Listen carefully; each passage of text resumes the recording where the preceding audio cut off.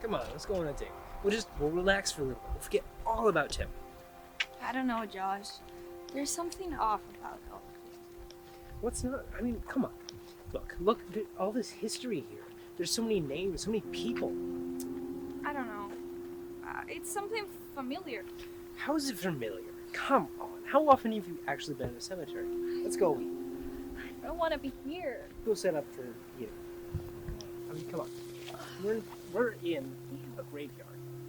There's so many stories around. Look at this gravestone. It's all cracked up. I wonder how that happened.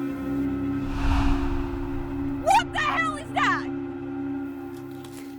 What? There's something behind me? Oh no, it's just a ghost. Oh, scary. Ghosts aren't real. Oh my god! Hey! Where are you going? Be not afraid. I mean you no harm. I'm here to help you. Wait, Alex, please don't go. We only just met. Wait, how do you know my name? I knew your brother. Tim? Wait, you know my brother? Do you know where he is? Oh, Alex, you don't know?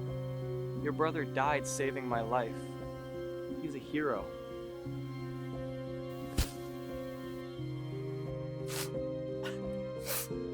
Well, then what happened to him?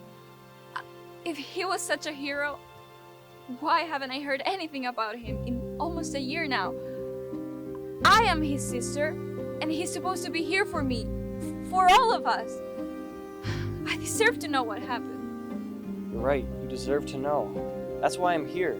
I wanted to provide you with some comfort, some solace, just as your brother did for me.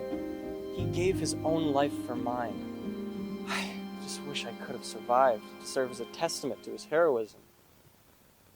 But I met the same tragic end as him on that fateful day. Wow, Tim. We haven't gotten to go on a hike like this in a long time. What was that? It was probably just a squirrel or something. Come on, we're almost there. No, David, watch out!